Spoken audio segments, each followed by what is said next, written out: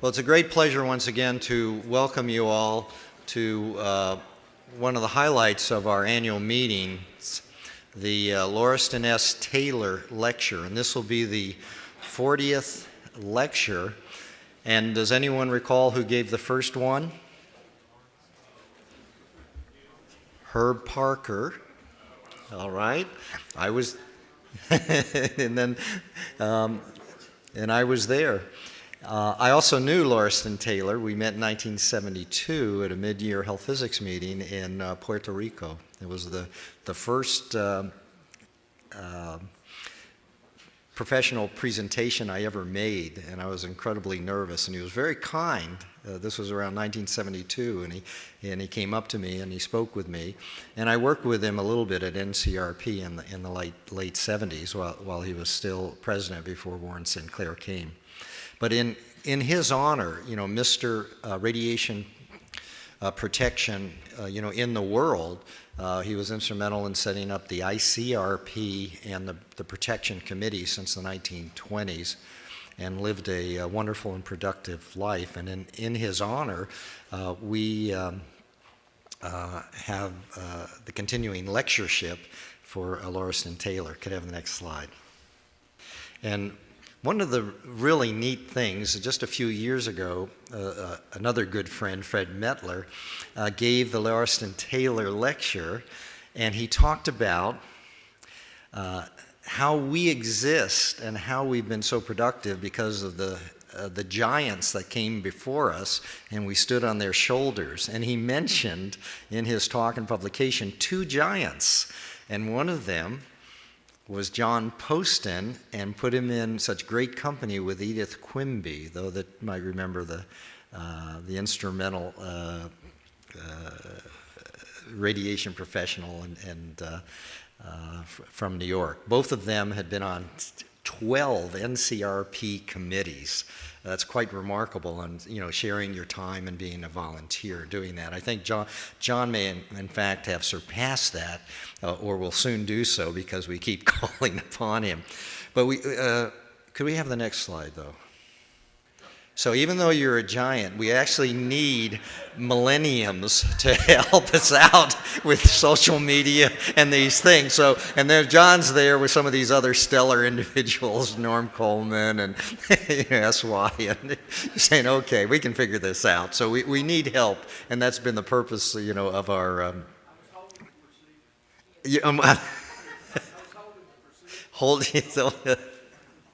That's great. And the next slide then. And so John's presentation will be on radiation protection and regulatory science. And again, we've been friends for a long time. The last thing, it's always great that another colleague from Texas has been will be giving the lecture today. And now it's also my great honor to introduce the introducer, which will be Mike Ryan. And just briefly, Mike is, many of you know, the senior editor of the Health Physics Journal.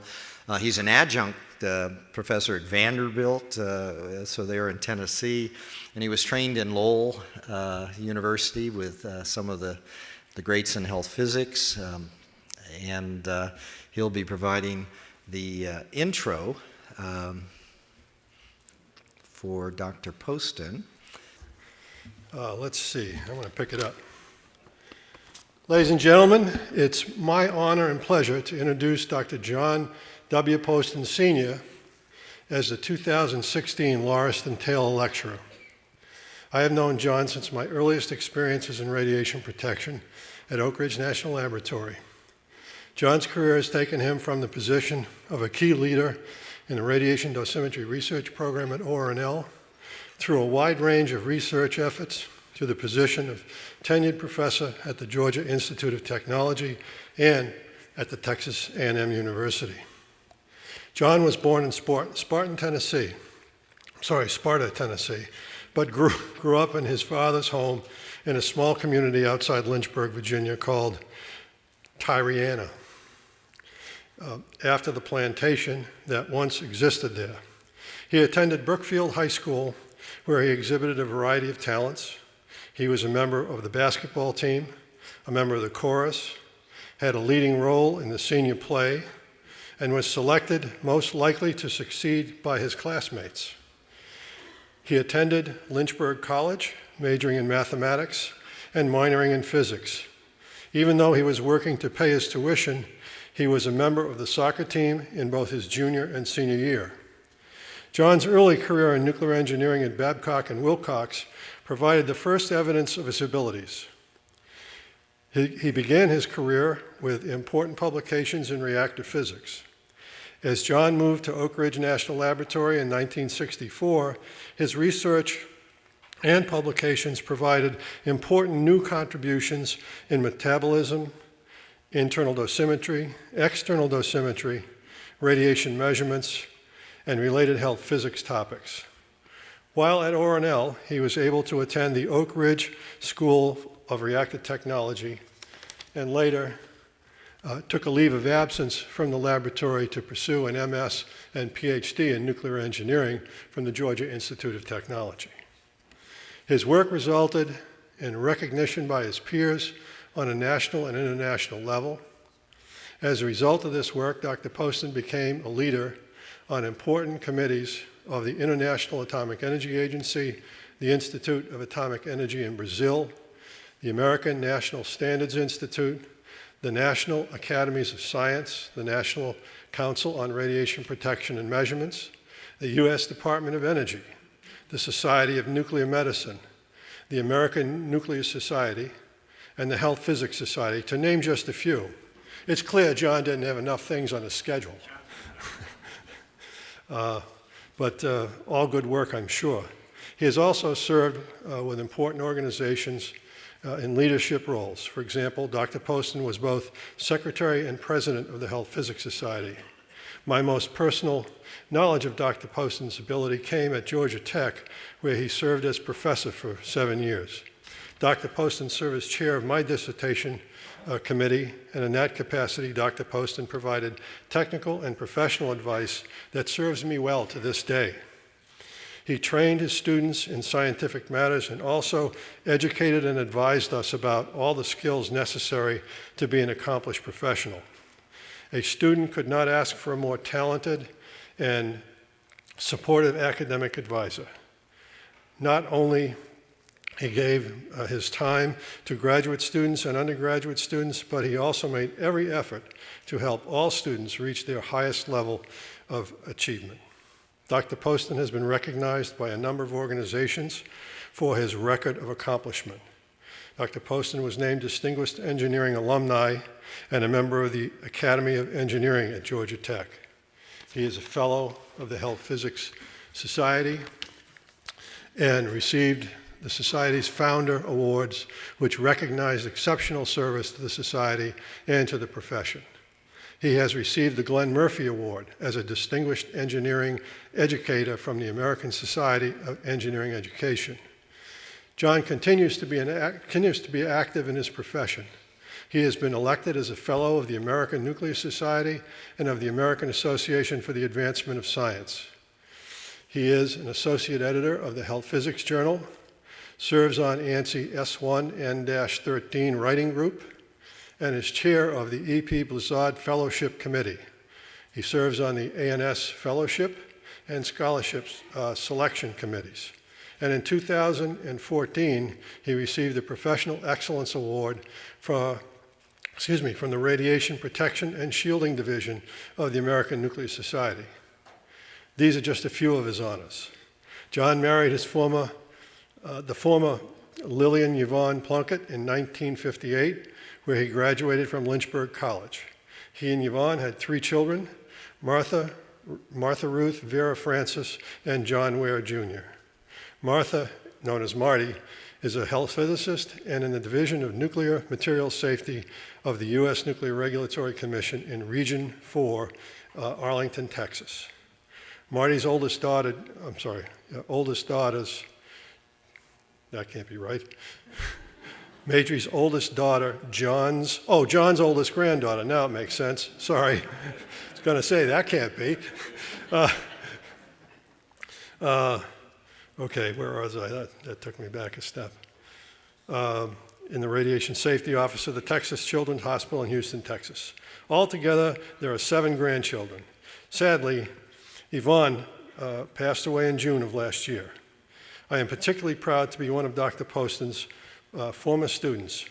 He is a commensurate researcher and educator who serves his profession and colleagues unselfishly. Dr. Poston's curriculum vitae provide a detailed summary of all his accomplishments, and I enthusiastically endorse Dr. Poston's recognition as a distinguished professor. Not only was he a good lecturer and a good teacher, he found a way to help students apply the lessons they learned to their research activities while in the academic setting, and developed their own skills in the practice of radiation protection science. I am pleased and proud to introduce my teacher, colleague, and friend, Dr. John Poston Sr., as this year's Taylor Lecturer on the topic of radiation protection and regulatory science. Please welcome him to the podium.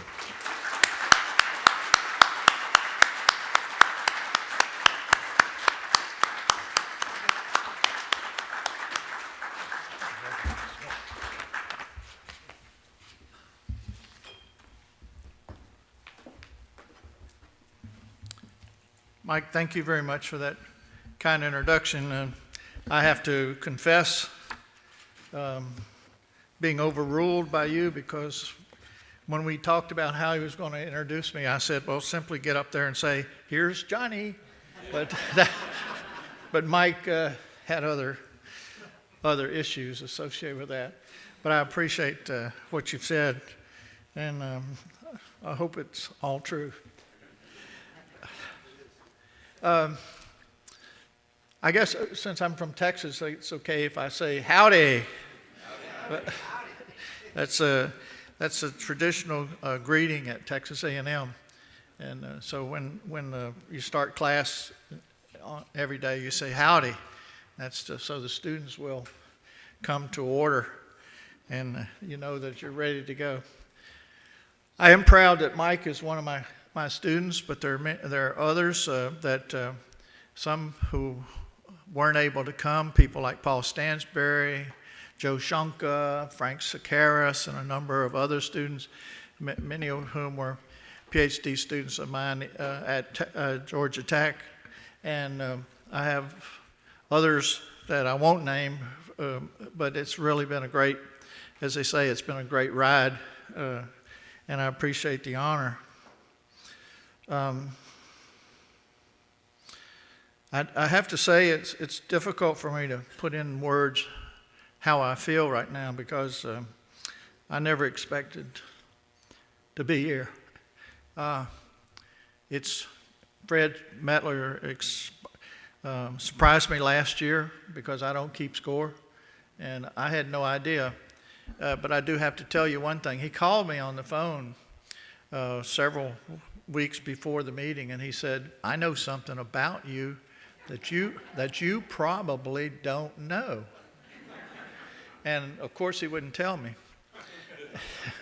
And so I suffered through that, even though I'd had surgery. If you see the pictures, you can see the scar is still there. It was there when I came. And he also he poked me a little bit, and he said, it involves Edith Quimby. Well, it turns out that something he didn't know was Edith Quimby helped me significantly in my dissertation research. I was able to correspond with her from ORNL, and she actually sent me carbon copies of manuscripts and so forth that she had written on the subject that I was doing my research, was having to do with the human bone and all the metabolism and all those kinds of things. So there was a link between Edith Quimby and myself, but Fred didn't know that. I really also can't explain how important it is to be the Lauriston Taylor lecturer. I, like John, met him in Puerto Rico in 1972. I had traveled there by myself. I went down to the breakfast room one morning, and there was KZ and Helen Morgan having breakfast with someone. I didn't know who it was because all I could see was the person's back. And I, of course, had to stop and speak to my boss. I wouldn't dare walk past. So I stopped and spoke to Dr. Morgan and to his wife, and he introduced me to Lauriston Taylor. And they were settling up their bill, and so they got up and left. And so rather than have me sit somewhere, Dr. Taylor asked me to sit with him. And we had a wonderful discussion, some about science and some about home and family and so forth. And he's such a gracious person. He always spoke to me when I came to NCRP or went to the health physics meetings. He knew me by name. And as you might guess, it took me an awfully long time to get into a situation where I was going to call him Laurie, because it was Dr. Taylor as far as I was concerned. So I just wanted to get that off my chest before I get into the discussion, because it does mean a tremendous amount. We may be approaching the last people who knew Laurie and worked with Laurie, because I'm not really hoping to live to be 102. I can tell you that. So there's one last thing. I really have to give thanks to all my students, all the colleagues, and so forth, because as we say in Texas, if you're driving down the road, that's the way we say it in Texas. If you're driving down the road and you see a turtle sitting on the top of a fence post, you know damn well he didn't get there by himself. Well, I'm a turtle. You know, I have so many people that I owe honor to and thanks and so forth, and many of those are my students, people I worked with at Oak Ridge, and we were talking just before I got up about Walter Snyder, for example, who was one of my mentors, and it's just amazing how you can be developed over time and not even know sometimes the direction you're going. I had to say that because I wanted to thank everybody that's played a role in my life, and hopefully we can continue some of that. Now, my topic today seems to be a strange one. At least it was initially, and as Mike introduced it, is radiation protection and regulatory science. I suspect many of you employed in the federal agencies, federal government, have your own definition of what that term is. And I must admit, confession's good for the soul. I must admit that I didn't really know what regulatory science was until about a little over a year ago. So I need to confess at least one sin. I was talking to one of our graduate students who asked me to be a co-dissertation advisor. And I said, well, what are you going to work on? And he said, I'm going to work in regulatory science. He's going to be hadn't selected the topic yet, but it was going to be in regulatory science. And I made a terrible mistake as a professor, as a teacher, and so forth, because I looked him in the eye and I said, isn't that an oxymoron? And I could see that I had made a mistake because I saw it in his face. He didn't like that, but he decided to keep me anyway. So I'm still on his committee, and I'm learning as best I can. So I wanted to spend some time talking about that. I've read a lot about it, and it may or may not be a good launching point for what I really want to say, but I'm going to do that. It took about 30 years after Röntgen discovered X-rays and Becquerel discovered natural radioactivity for scientists in the civilized world to formulate control measures. Now, some of the scientists had control measures that they established in in their own lab, but there was no general agreement among the international bodies or even the local bodies as to what was the appropriate thing to do. But certainly in 1928 at the Second International Congress on Radiology, we began to have discussions and so forth. And those of you who know very well that Dr. Taylor played a tremendous role in the early days, and out of those discussions and so forth came not only the International Commission, but the National Council. I guess it was originally called the Advisory Committee on X-ray and Radium Protection in the U.S. Now, let's see if I can. I wasn't trained here. There's got to be a clicker here somewhere.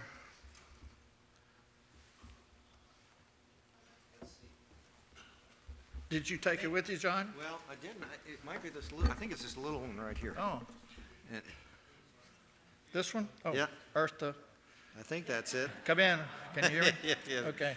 Space now. All right, let's try it. That's the. Yeah. Oh.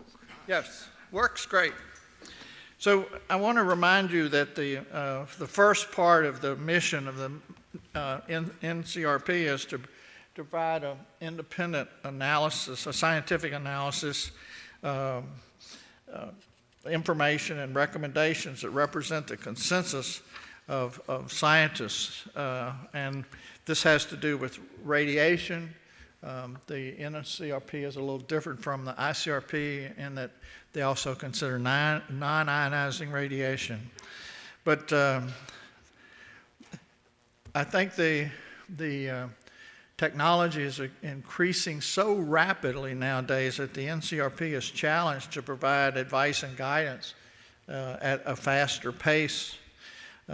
Certainly the NCRP role has been expanded as the council considers new uses, new applications of ionizing radiation in research and in medicine and so forth.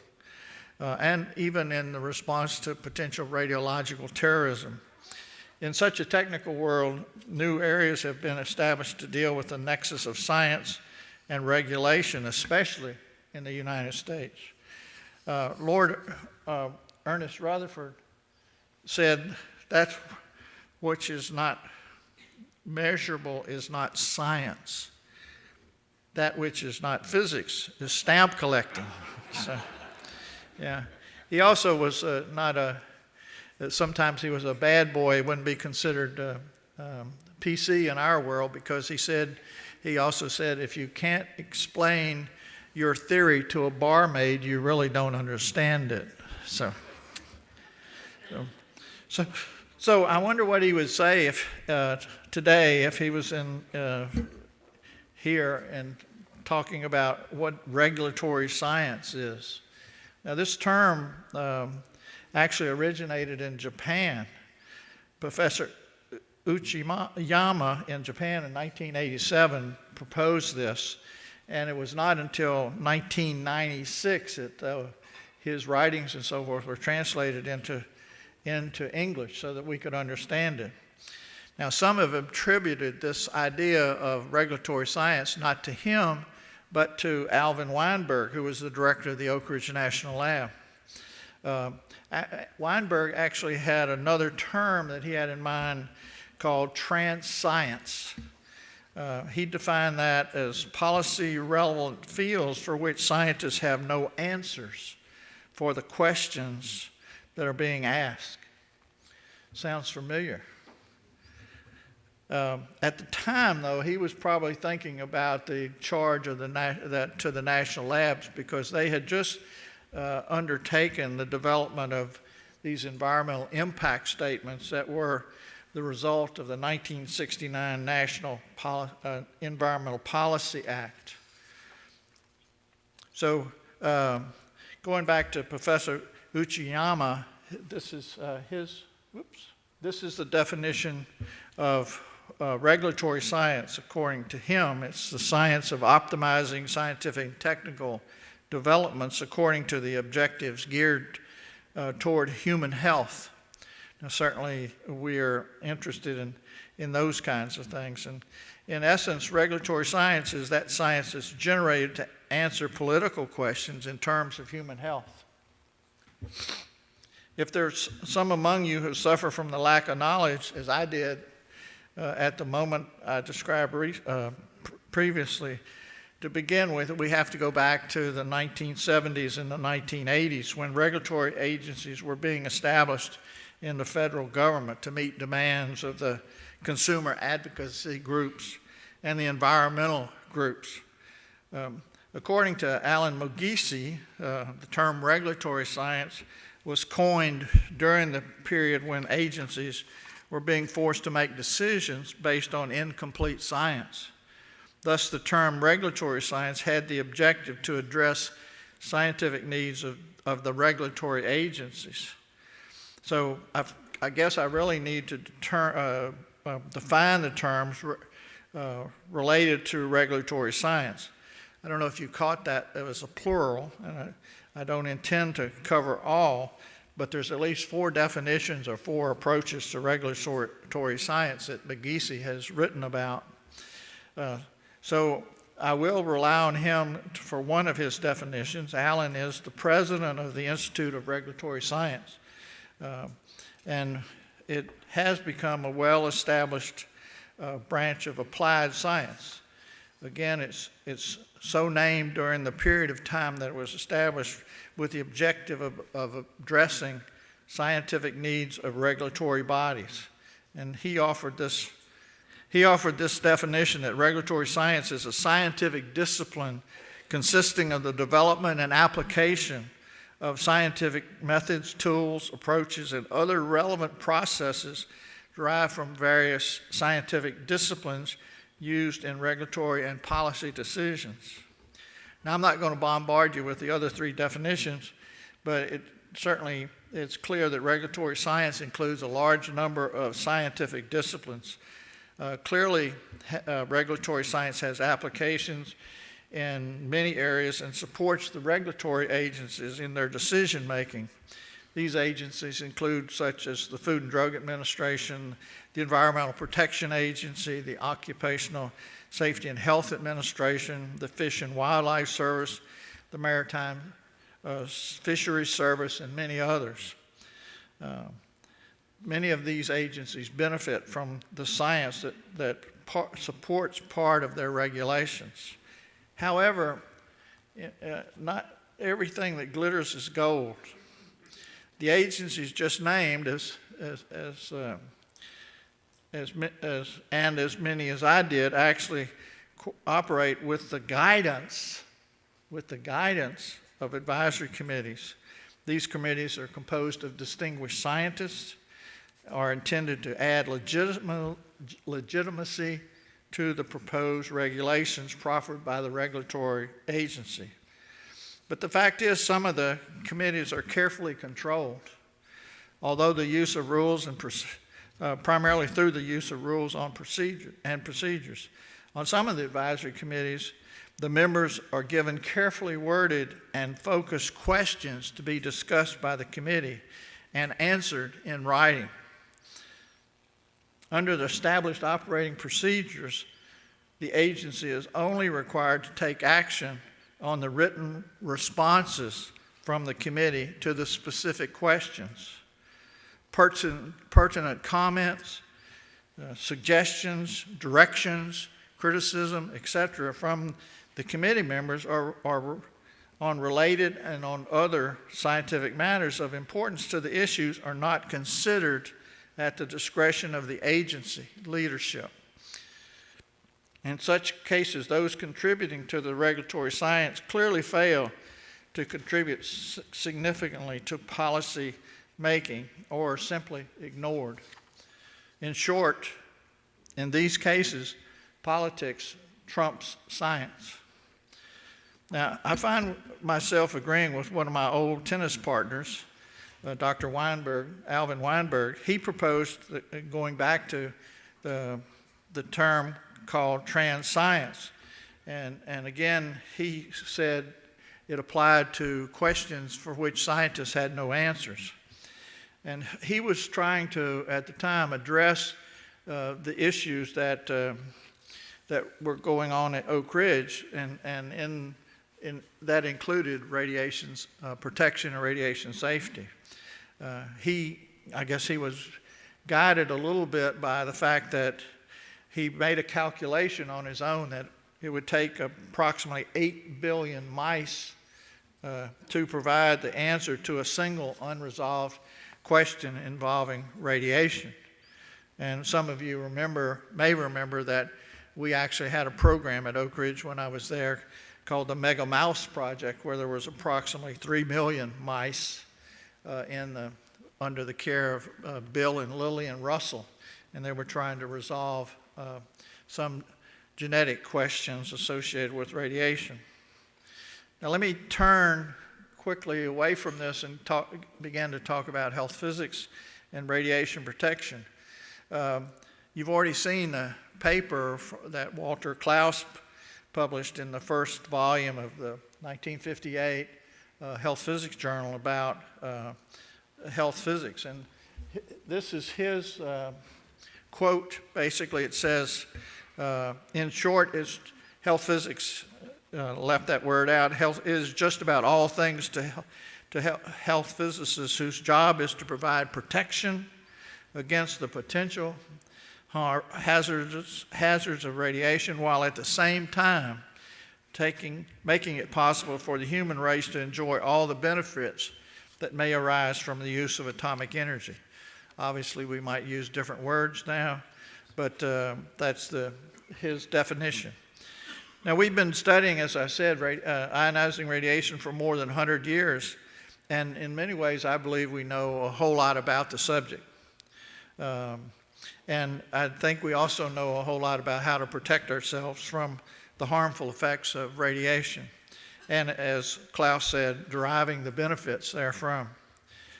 Certainly there's subtleties that we can investigate in a number of areas, and certainly space travel provides us another challenge to decide what we think should be done in these particular cases. But let me cut to the chase. In contrast to some of my colleagues, I don't believe that regulatory science has a significant role to play in the future of radiation protection. I understand we're still learning about radiation effects, and I believe we're more in the realm of trans science as defined by Dr. Weinberg. That is, questions for which answers are not known. There are many things we do know with certainty, and let me support my view by citing a quote from the NCRP that represents a non-answer to the possibility of the linear non-threshold hypothesis. That says, in conclusion, the weight of evidence, both experimental and theoretical, suggests my emphasis that for many of the biological lesions which are precursors to cancer, such as mutations and chromosome aberrations, the possibility of a linear non-threshold dose-response relationship at low doses cannot be excluded. Okay. Well, that's fine, except the statement following basically goes another way. However, it says the existing epidemiological data on the effects of low-level radiation are inconclusive, and however, and in some cases contradictory. So us poor health physicists, not being a research scientist or radiation scientists, are left sort of in the lurch here in terms of the guidance. But in radiation protection, let's think, do we really rely on the linear non-threshold hypothesis in radiation protection? I think that if you go into the power plants, for example, in the United States, you see a lot of common sense. Now, whether you want to make that a theory or not, that's up to you. But I see, as we've seen today, the state of radiation protection is no longer a two-pronged profession. When I was at Oak Ridge for 13 years, we did a lot of research. The Health Physics Division that did research on internal dose and development of dosimeters and all of those kinds of things.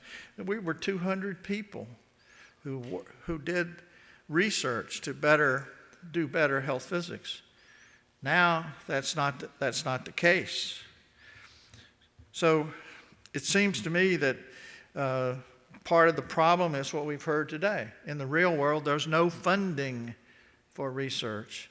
And you can also, if you paid attention, you can hear the large sums of money that every professor who wants to remain at the university must bring in to support his or her students and continue to enjoy the benefits of being a teacher. And many of us, I guess, from the old world, put more emphasis on being a good teacher, a good mentor, a good person, and showing students how to do science and do engineering and so forth. But it's a zero-sum game, it seems like, and we're coming close to the end, I think, in health physics. Now, every time the ICRP issues a new report, I also have to cringe. So I begin to ask questions. What's the purpose of changing our approach to radiation protection? What are the limits? Why are the limits being lowered again? What are the benefits from these changes? What do the people on the commission know that we don't know? Why is it, and one of the things I'll get to is why has an NCRP failed to step up and provide a review on the suggestions for implementation or not of the ICRP recommendations in the United States? Remember, the Council has had that responsibility since it was chartered in 1964. Now, perhaps I haven't moved into the new world and I'm living in the past too much, but I've read and interpreted these statements in a different manner than many. I'm also swayed by the admonitions of the ICRP and their reports, and I believe it's important that we realize that we're missing some of these or not paying attention to what the ICRP says.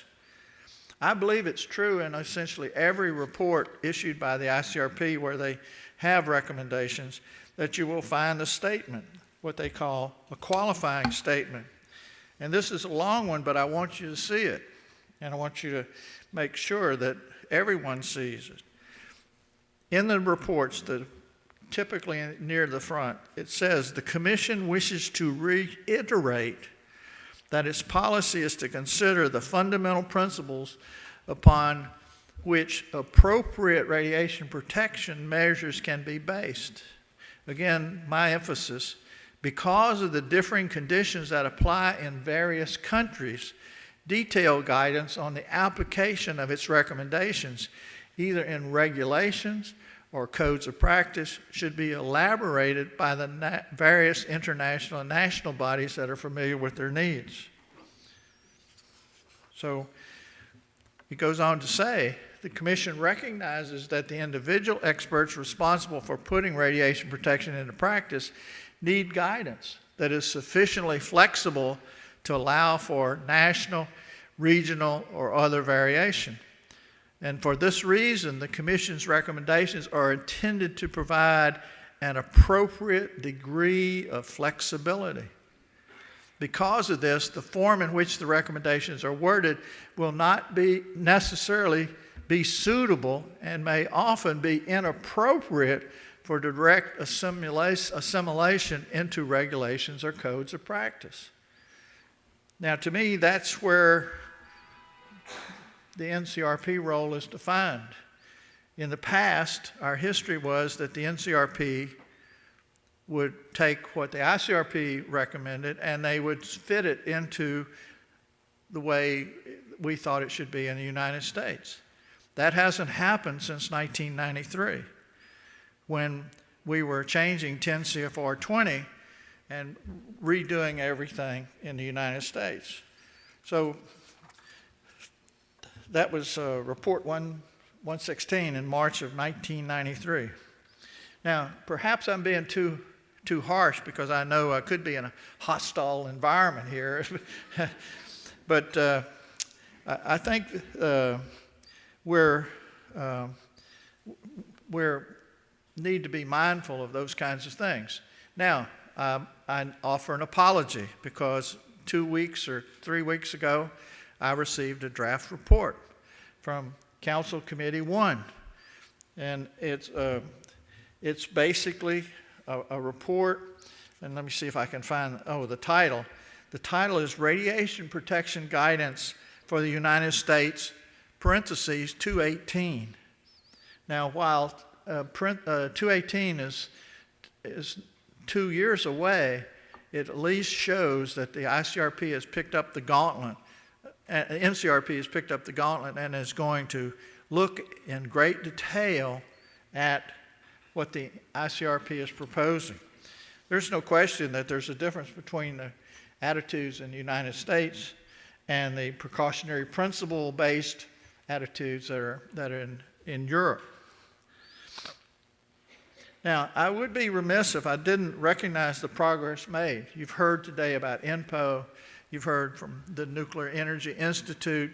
You've heard a lot of things. And I think the nuclear electric generating stations in the U.S.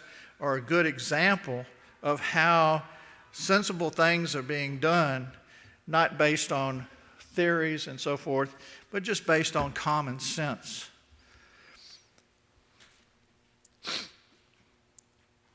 So keeping the exposures as low as reasonably achievable is the common sense that I'm talking about. It's been the watchword since the publication and the revision of 10 CFR 20 in 1990. Another approach that's more recent has been the establishment of the strong nuclear safety culture in the commercial nuclear power industry. This nuclear safety remains the overriding priority. The nuclear safety culture is basically the core values and behaviors resulting from a collective commitment by leaders and individuals to emphasize safety over competing goals to ensure protection of people and the environment. Now, this is put together by a committee of people in the nuclear business and assisted by the people at the Institute for Nuclear Power Operations. To go further, it says that they recognize that these safety traits apply to radiological safety, industrial safety, environmental safety, and security. So all of those kinds of things, this new nuclear safety culture that's being established is very important. It's also impacted the radiation safety in a number of ways, effectively reducing occupational exposures in the power plants. The nuclear safety culture, in my opinion, is the heartbeat of the industry in that it drives essentially every activity at each station. This culture includes many things, but simple things like training, retraining, just-in-time training before complex evolutions are undertaken. Significant changes have been made in work planning and how lessons learned are fed back into the planning for the next evolution. Even simple steps to reduce occupational exposure have been implemented because we have been following the admonitions in the regulatory guides. It says that the radiation protection staff at the nuclear plants should seek out ways to continue to reduce exposure. A simple example of this that's so simple that it's probably been ignored, but in the old days when people went to work, the whole crew would go to the radiation area or do whatever, and some people would stand around until their expertise was needed. You go into the power plants now, you'll see big green signs that says, this is a low radiation wait area. So if you're not involved in the evolution, if you're not part of the work team at that particular point, these low dose rate areas are established to keep the individual worker's dose as low as possible. A simple concept, but it took this commitment to the safety culture to get people to think, to look for ways to continue to make things better. Now, the secret to the nuclear safety culture is that it permeates the organization from top to bottom. There is a collective responsibility from the top to the bottom, and no one is exempt from the obligation to ensure nuclear safety first. You've probably heard the watchword is a nuclear accident anywhere is a nuclear accident anywhere is a nuclear accident everywhere. And we live that in the commercial business. So I find it interesting that the commercial nuclear electric generating companies in the U.S. came together with the Institute for Nuclear Power Operations and other organizations to formulate the safety culture. It's also interesting to me that individuals formulating the culture initially in 2004 and in a revised form in 2012 used basically what we call common sense. In this regard, as low as reasonably achievable represents the common sense approach. There was not an argument anywhere over the linear hypothesis or the shape of the dose response curve, anything. It was just a clear recognition that keeping the doses as low as reasonably achievable was a sensible thing to do. The only understanding what that was a simple thing to do. Many activities at the power plant were already a part of the LARA program. We have a LARA reviews for all work packages. We have a LARA committee which looks at everything going on in the plant. And it's even become important as part of the nuclear safety culture.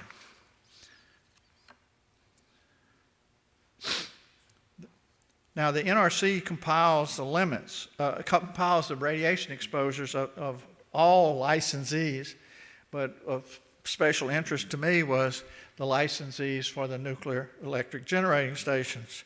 Now, the most recent summary that was available was 2013, but according to this report, the average annual occupational exposures in the nuclear electric generating stations in the U.S.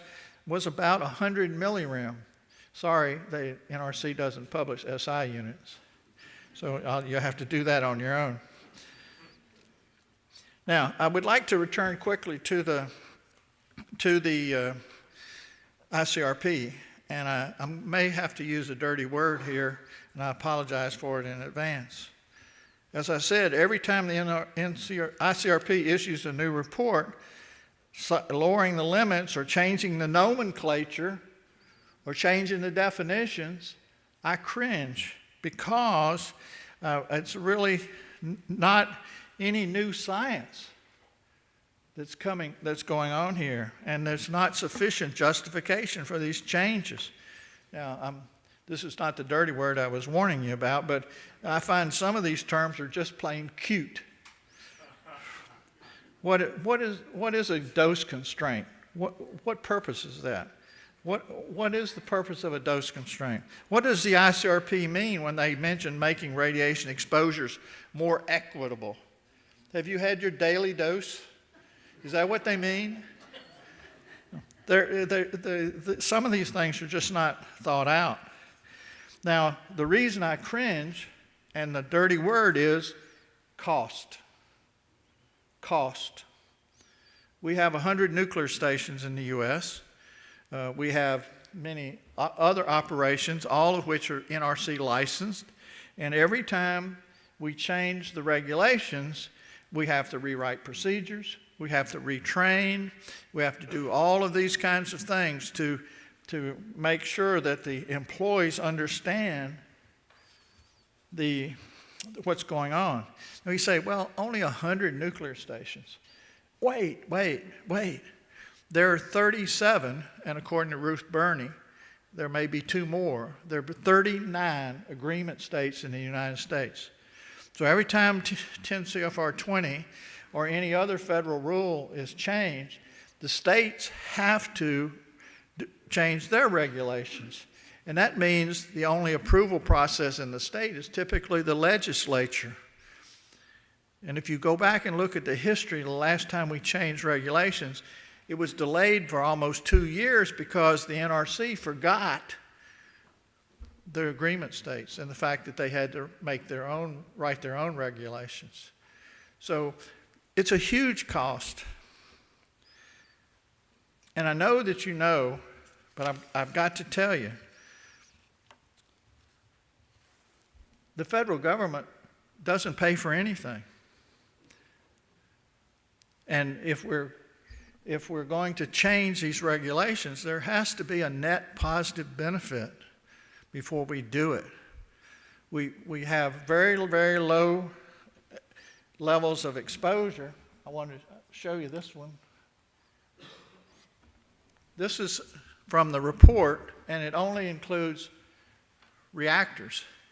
But notice at 2013, it's 0.1 rem. So these are the kinds of exposures. So what are we doing? Why are we spending tons of money? Money that impacts every ratepayer. Why are we wasting money on things that are not perhaps completely scientifically valid? Well, as I say, what's the net benefit? I'll leave the question for you to answer. I think I probably made it clear where I stand. Thank you very much.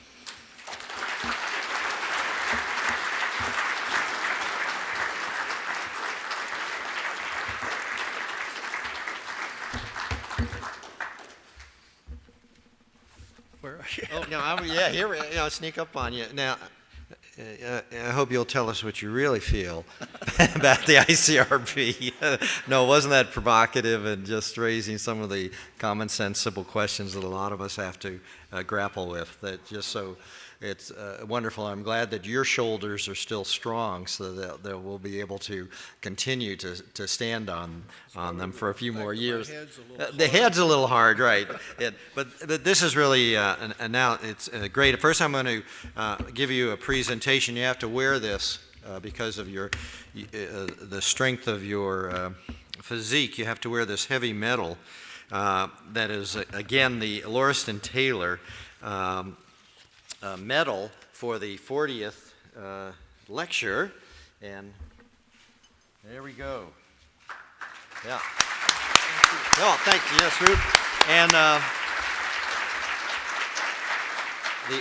the other, we have a. Oh wow. Yeah, we get this plaque. This is really a terrific plaque to John W. Poston Sr. From the National Council on Radiation Protection and Measurements in recognition of his presentation of the 40th Lauriston S. Taylor Lecture, Radiation Protection and Regulatory Science. Thanks very much. And last but not least, we have a small honorarium too, because we do, again, appreciate all that you've done for us on the council and for the nation. So thanks very much, John. Remember, I complimented you guys on what you're doing. I know. It's very, very provocative. And so, I hope you'll join us at the reception. And for those that, most of you that will have the reception, that there are drink tickets in your badges. So I want you to recognize that. And please take that. And you get one beverage from one of your tickets, or those that want to share them. And the reception will be in the cabinet area in just a few minutes. So again, thanks very much for your attendance, and thanks very much for John.